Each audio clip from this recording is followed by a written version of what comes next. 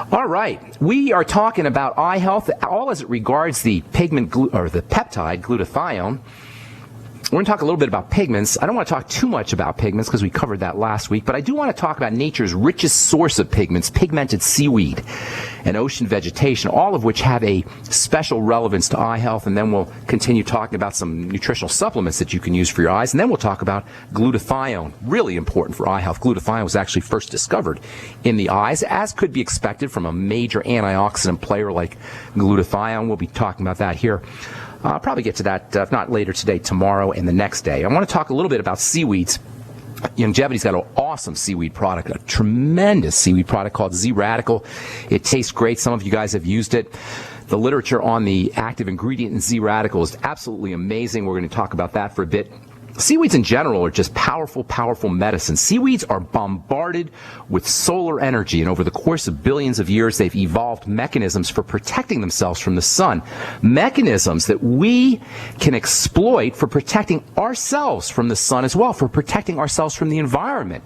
We can eat those seaweeds, we can ingest those seaweeds, and get the advantages that these molecules that seaweeds have evolved over the course of billions of years, not just millions of years, billions of years. We can exploit these molecules by eating seaweeds and eating sea vegetation. One of the reasons that eye disease and sunlight go hand in hand is because of the constant bombardment of the external exposed parts of our body, our skin and delicate eye tissue, by little pieces of light that come in from the sun. These little pieces of light are called photons.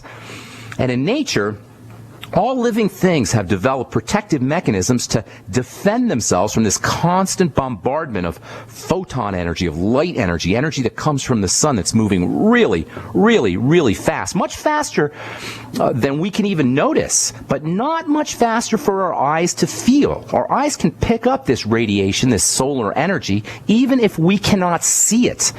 Our eyes can feel it even if we don't perceive it. This energy that comes from the sun is called ultraviolet energy, ultraviolet light, and it's a kind of light that we can't see. It's called black light.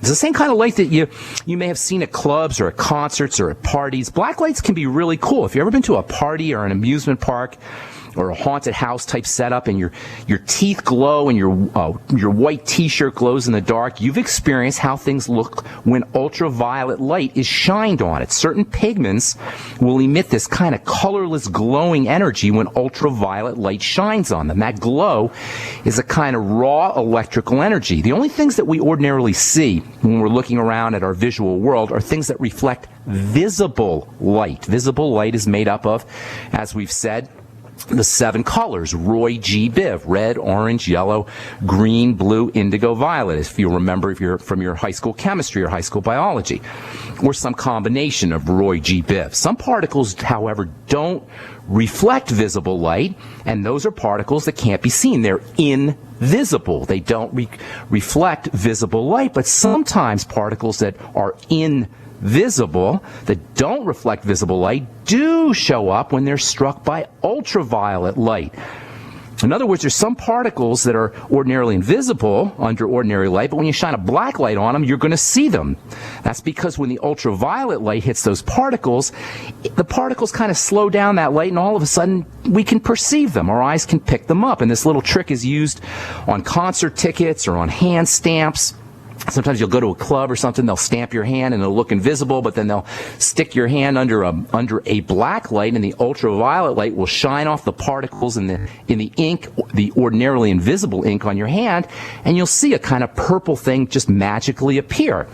That is the effect that ultraviolet light has on certain particles that are ordinarily invisible. In dermatology, skincare professionals will use something called a Woods lamp. A Woods lamp is a black light or an ultraviolet light that looks for defects in the skin that are reflected in response to this ultraviolet light. Components in blood that are ordinarily invisible can sometimes be seen this way, and police or detectives or homicide detectives will use this technique in the world of forensics to look for ordinarily invisible blood. Go get yourself a black light, an ultraviolet light, and shine it on a pillowcase or sheets, especially in a hotel room, and you'll see all kinds of little particles that you couldn't see otherwise. Sometimes they'd be pretty gross. If you go to a hotel room, ordinarily, what looks like an ordinarily clean bed or ordinarily clean sheet, if you shine a black light on them, isn't so clean. That's because these little particles that are typically or ordinarily invisible actually get reflected when you shine a black light on them.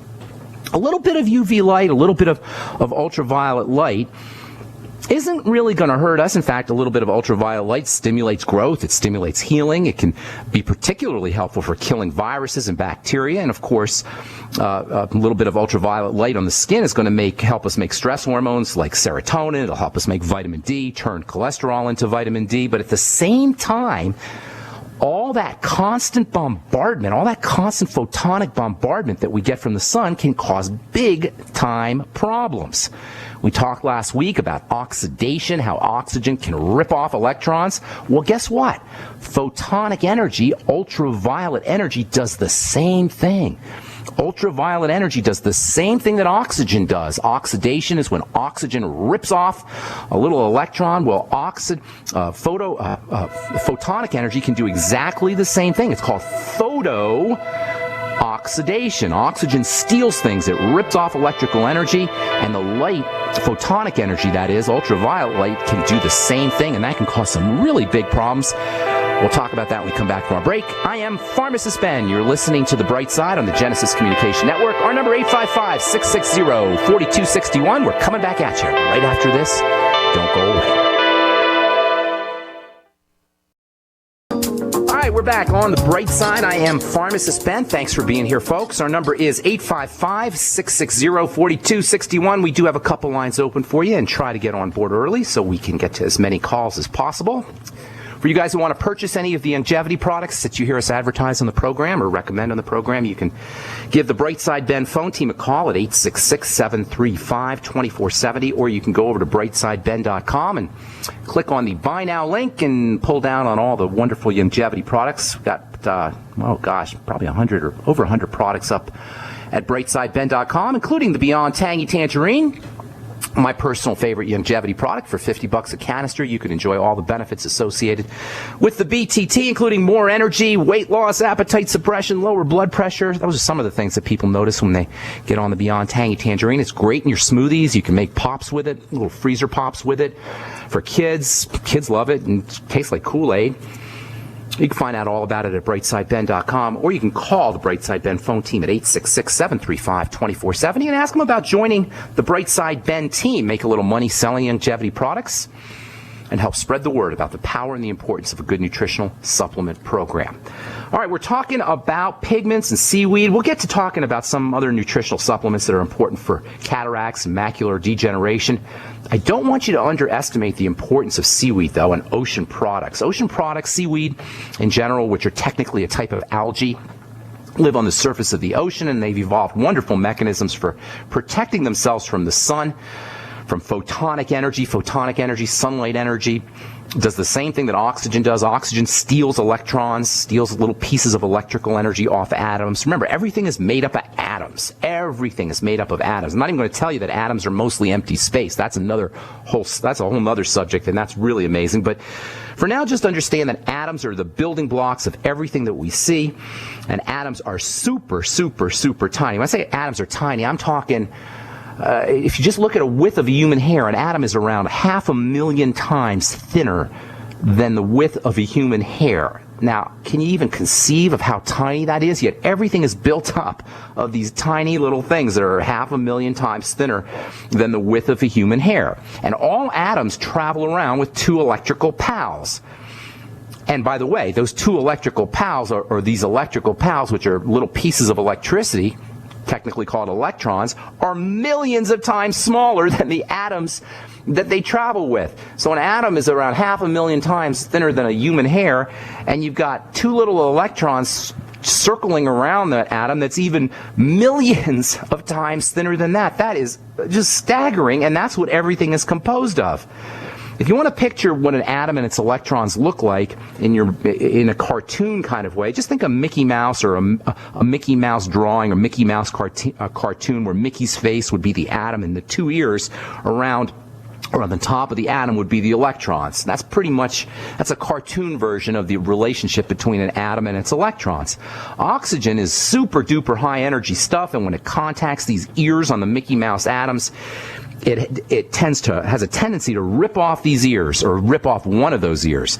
And that's called oxidation, and it's one of the ways that all living things, which are ultimately composed of Mickey Mouse atoms and electron ears, it's one of the ways that all living things break down and degrade. It's one of the ways that we age. It's the main way that we age.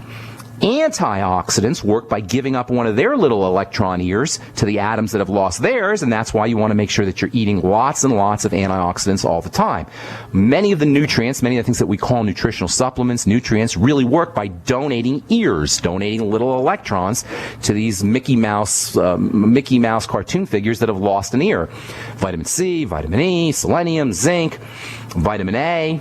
Certainly most phytonutrients have an ability to donate ears to little Mickey Mouse figures that have lost an ear.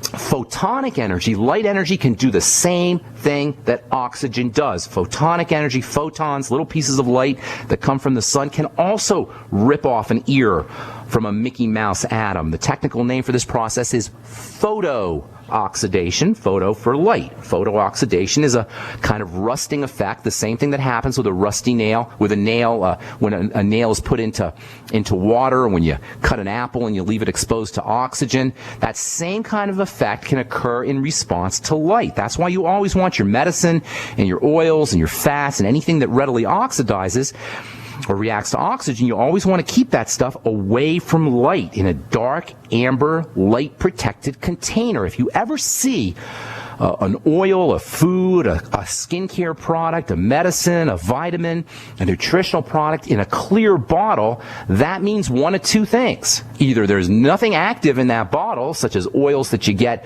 at the supermarket, or the stuff in there is going to oxidize or go bad or break down really quickly. So anything that's active, any skincare product or medicine or food that's got some activity, should always be kept in a dark bottle. Why? So photons, light, little pieces of light, don't come and rip off the little ears off of the active atoms in that food or medicine or skincare product. In nature, the more photons, the more light bombardment a living thing is enduring, the more critical it is that it has protective mechanisms. Otherwise, it's not going to survive. The more something in nature is subject to photon energy, the more important it is that something in nature has some kind of mechanism that protects it from the light. And in nature, there is nothing, absolutely nothing, that has to endure more ultraviolet, photon, sun energy, or radiation than the living things that exist on the surface of the ocean. The ocean is like a sink pool for ultraviolet radiation. Ocean water is a powerful, powerful light magnet. It attracts light. And that means that the stuff living on the ocean surface is at an especially high risk of being destroyed unless it has some kind of protective mechanisms, which of course it does. Otherwise, it couldn't survive. The ocean surface is coated with cells and living things. We call that stuff plankton. Plankton is kind of a generic term for the stuff that lives on the very surface of the ocean. And as you can imagine, this plankton is subject to a lot of photon energy. Plankton can come in various forms. There's bacterial plankton. Spirulina is an example of bacterial plankton. There's animal plankton, little shrimp and little krill. Even jellyfish are considered animal plankton. And then there's vegetable plankton, or plant plankton. We call it phytoplankton. Phyto means plant. Phytoplankton has got the colloquial term seaweed. It's not really weed. We just call it seaweed.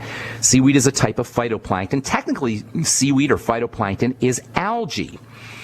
That's what algae is. Algae is a type of plankton. It's a plant plankton, and algae is what we call seaweed.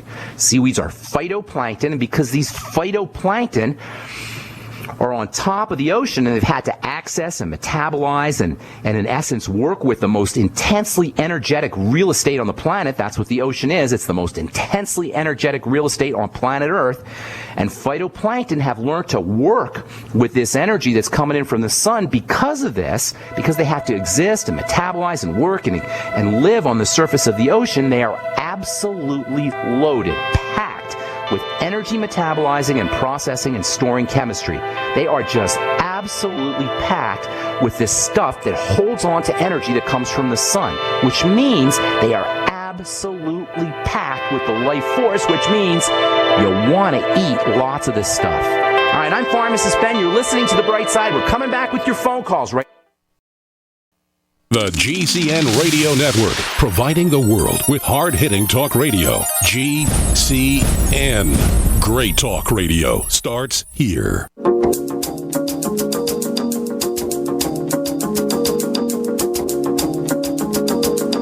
All right, we are back on The Bright Side. Thank you for joining us, friends. We're here Monday through Friday, 8 to 9 Pacific and 10 to 11 Central Time, 24/7 on our archive page at brightsideben.com. If you miss a program, they're all up at brightsideben.com.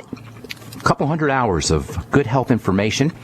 You'll also find a shopping cart up with all the longevity products and a Join the Team link that you can click on if you want to start yourself a longevity business. You can also call the Brightside Ben phone team at 866-735-2470, 866-735-2470. You can start yourself a longevity business for a one-time $10 fee. You can enjoy all the benefits associated with having your own business, tax breaks, getting your products at the wholesale price. You can help spread the word about the power and the importance of a good nutritional supplement program, and you can make some money to boot. Give the Brightside Ben phone team a call at 866-735-2470. All right, we're talking about glutathione and photonic energy and all as it regards eye health. Seaweed is a great source of glutathione, amongst other important components. More and more, we're beginning to understand that seaweed has just tremendous value, not just internally, but also externally. The skincare world is becoming more and more obsessed with the importance of using seaweed topically for their active ingredients. We'll be talking about that in the next few days as we continue our discussion on peptides, eye health, bone health, the importance of glutathione for supplemental glutathione for helping support the body's antioxidant and protective mechanisms. All right, our number is 855-660-4261. We do have two lines open for you. We'd love to hear from you if you have a success story or if you've got comments or questions. If you want to get on a good nutritional supplement program, get off your prescription meds, or help a loved one get off their prescription meds, we want to hear from you. 855-660-4261 is our number. What is up, Wesley in Idaho? Welcome to the Bright Side. How you doing, man? Hello, Ben. Can I get you to comment on octacosanol?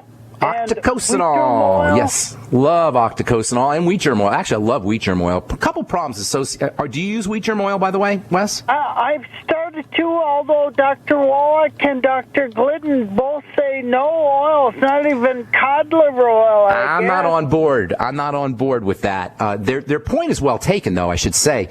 And let's just talk about that for a second, because there seems to be some controversy. Oils are very unstable. We spent the first half of the program talking about the instability of certain things, certain substances to light instability, to oxygen, and oils, because they're so powerful, are very unstable. They react with oxygen, they react with light, and very quickly at that. That's why you want to make sure your oils are in a dark bottle. That's why you want to make sure your oils are fresh. However, that having been said, in my opinion, this is just my opinion, take it for what it's worth, it's like throwing out the baby with the bathwater to avoid oils. There's so much good stuff. And by the way, you can't really avoid oils, because if you try to avoid oils, you're just going to end up craving fats.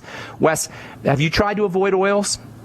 No. No, well, ask anybody. And by the way, nobody can avoid oils. If you try to avoid oils, you're going to end up eating greasy hamburgers, because you need fat and you need oil. In my opinion, it's much better to be proactive with an oil than to just gravitate towards French fries and greasy hamburgers. You know, everybody likes a good steak. You know, that's like the tastiest thing here in this country is a good fat piece of beef, right? Well, nobody just likes steak. If you just had to eat steak without the fat, you wouldn't like it very much. Do you ever have a piece of steak without any fat on it? It doesn't taste very good. In fact, it tastes horrible, and you probably wouldn't eat it. But if you have a piece of steak with a lot of fat, all of a sudden that becomes delicious, because we need oil. We need fat. There's no way.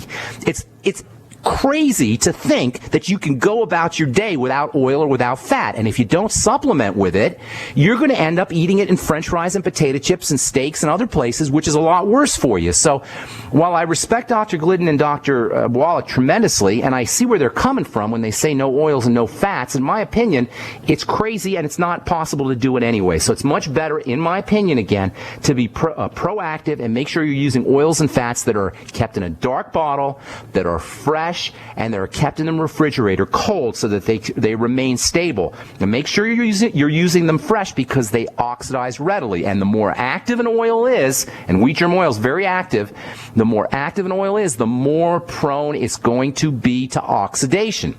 Now, saturated oils, like coconut oil, for example, or palm oil, saturated oils, hard oils, lard even, those are very stable. Butter, ghee, those are very stable. Those don't oxidize at all. In fact, you can cook with butter and you couldn't cook with coconut oil. I'm not sure what Dr. Glidden and Dr. Wallach feel about these saturated oils, but when they talk about no oil, no liquid oils, no unsaturated oils, what they're talking about, what they're referring to is the tremendous instability of these substances. They react with oxygen, and they react with heat, and they react with light. And certainly you never want to cook with your wheat germ oil or flaxseed oil or any nutritional oil, and you don't want it to be you don't want to use it on old oil, and you don't want to use an oil that's been exposed to light. But if your oil is stable, refrigerated, kept in a dark bottle, and it's fresh, in my opinion, you definitely 100% want to use oil. And personally, I dump a whole bunch of oil in my smoothie every day. And you know what? I don't crave fatty foods ever, because I'm making sure I'm putting a lot of oil. I hardly, if I travel and I don't have my smoothie in the morning, I find myself gravitating towards fatty foods, especially pizza. That's my little thing, is pizza. You know, hey Wes, you know how there's a pizza store on every block in every city in the country? You ever wonder why that is? It's because we need fat. We can't exist without it. In addition to, of course, the salt and the sugar that's in pizza.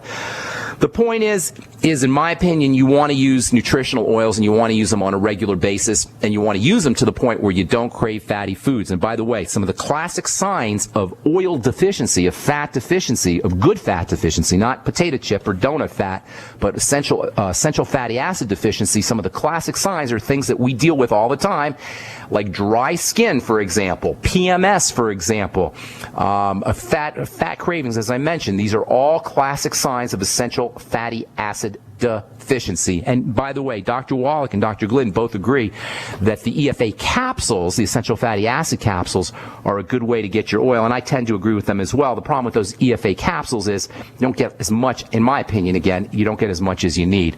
Now, wheat germ oil does have this stuff in it called octocosanol, which has got some really interesting benefits. Is that what you're talking about, Wesley? Yes, Carlton Richards used the octocosanol to get people out of comas. I didn't know that. That's kind of interesting. That's what I read. You know what I'm talking about there with Carlton Richards? Carlton Fredericks, you mean? I don't know Carlton. You mean Carlton Fredericks? He was radio. That's Carlton Fredericks. That's Carlton Fredericks. He was Dr. Atkins' teacher, actually, and he had a radio show on in New York a little bit before my time. But Dr. Atkins was a protege, I believe, of Carlton Fredericks. And Carlton Fredericks is an interesting guy. He was one of the very first guys to talk about the importance of keeping your blood sugar down and keeping your insulin down. This was in the heyday of what was that guy's name who came up with the idea that you want to keep your fats down? There was I forgot the guy's name. He was a heart doctor. He was Dr. Eisenhower's cardiologist, and he was the guy who came up with the idea that you want to keep your fats down and eat lots of grains for your heart. And Carlton Fredericks was one of the first guys to talk about how that was silly, and he's absolutely right. As it turns out, it's the sugars, not the fats, that create all the problems. Hang tight, Wes. We'll finish up when we come back from our break. I am Pharmacist Ben. You're listening to The Bright Side on the Genesis Communication Network. We'll be back right after this. Don't go away.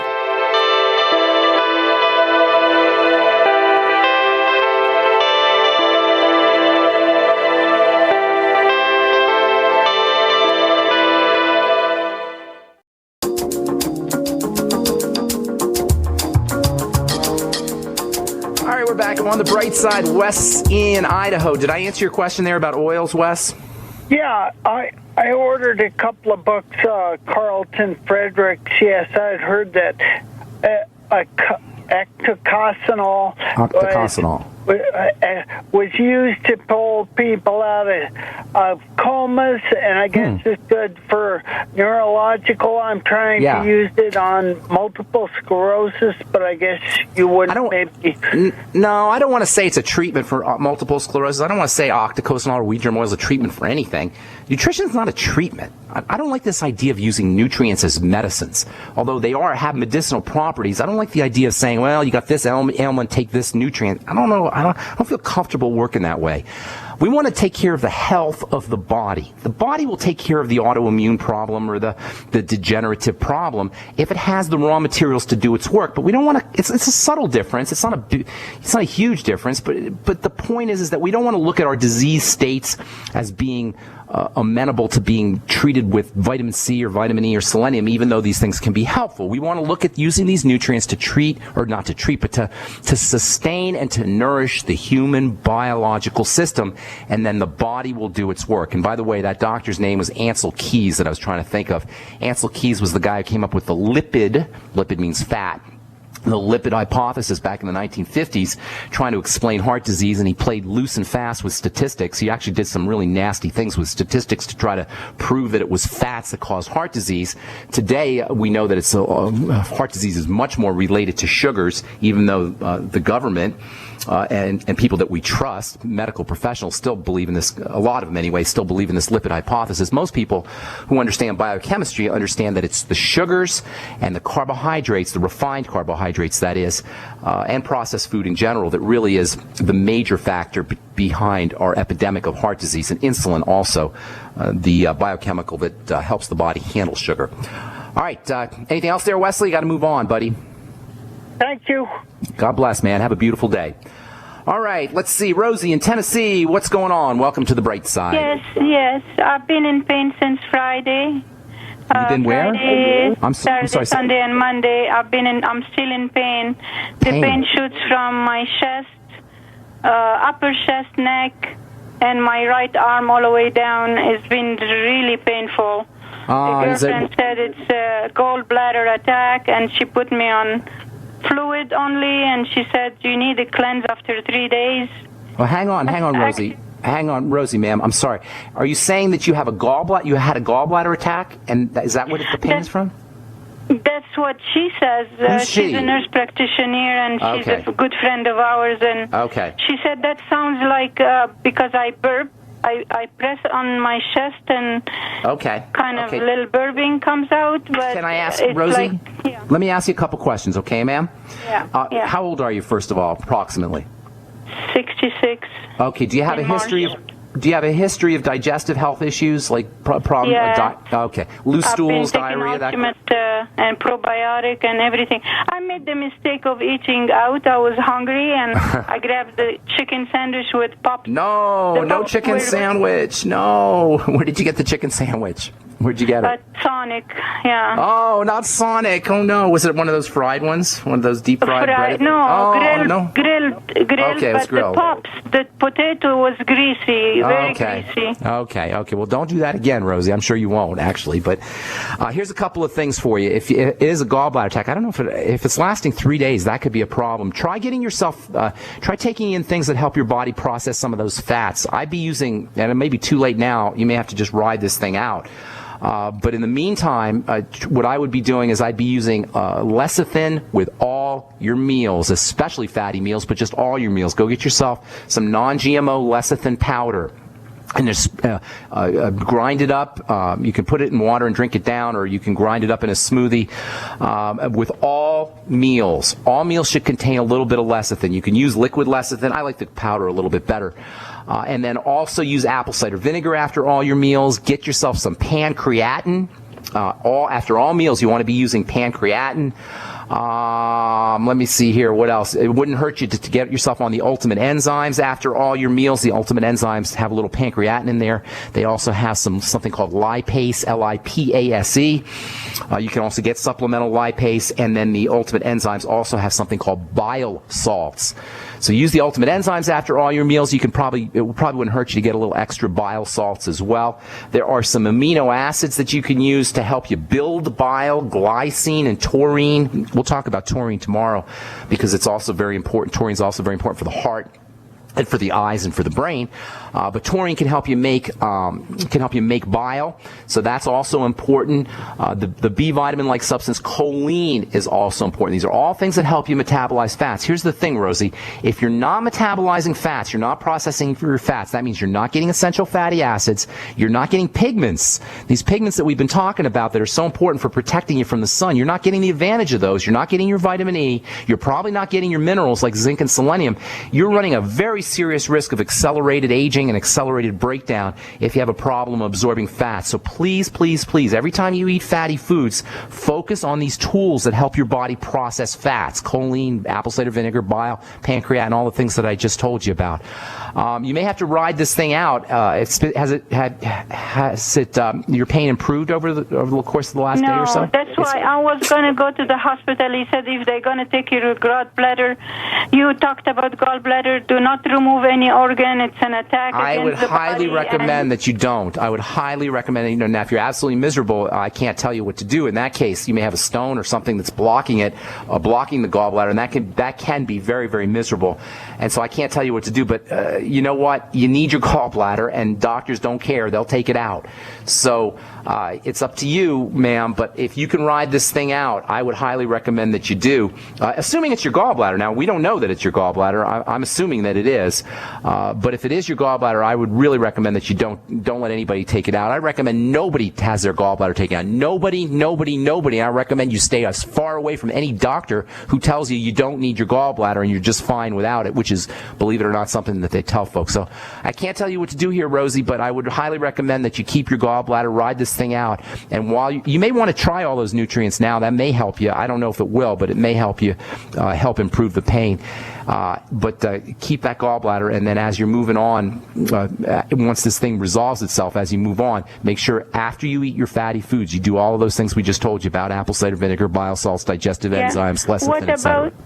What about the clay water? Drinking just water with a little bit of clay? It's not going to hurt you, but the clay doesn't really work on the fatty part of the body. That's more for cleansing out the intestines and cleaning out the body from cleaning toxins out of the body. If you have a stone or you have something going on with fat metabolism, the clay isn't going to help you, but it's certainly not going to hurt.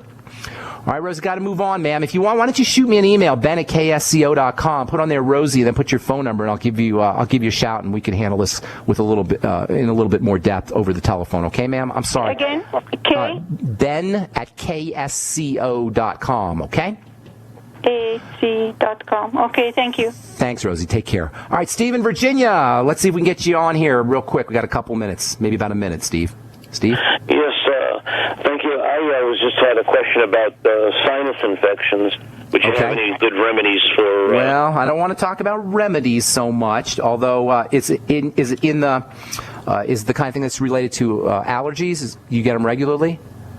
Well, no, it's not for myself, but it would be. I don't know for sure about this person if it's an allergy. I can't say. All right, a couple things I would do for sinus infections, although, again, I hate treating things nutritionally, but a couple things that you might want to consider. Make yourself some xylitol water and then spray it in your nose. Get a little spray bottle. You can probably buy that at a craft store. Or maybe even a drugstore, and then make some xylitol water, 5 or 10% xylitol water, squirt that in your nose. You can also use vitamin C water, and you can squirt that in your nose. That's got some nice antibacterial properties if it indeed is an infection. And you can even put a drop of colloidal silver in there, or maybe some Lugol solution in there as well. And that would be the way I would deal with a sinus infection. But if they happen chronically, then you want to look at something going on in the immune system. Whenever there's an issue in the immune system, even if it seems like it's not related, it is usually connected to the digestive system and to foods you're eating. Remember, folks, the bulk, 80% of your immune system is located in the digestive tract, a little bit in the respiratory system and a little bit in the skin, but the vast majority of your immune system is in the digestive tract. That means any kind of infections that occur chronically, the first thing you want to look at is something that's going on in your digestive system. All right, thanks, Steve, for your call. Appreciate it. That's all the time we have for today. Tomorrow we'll continue talking about pigments and seaweed.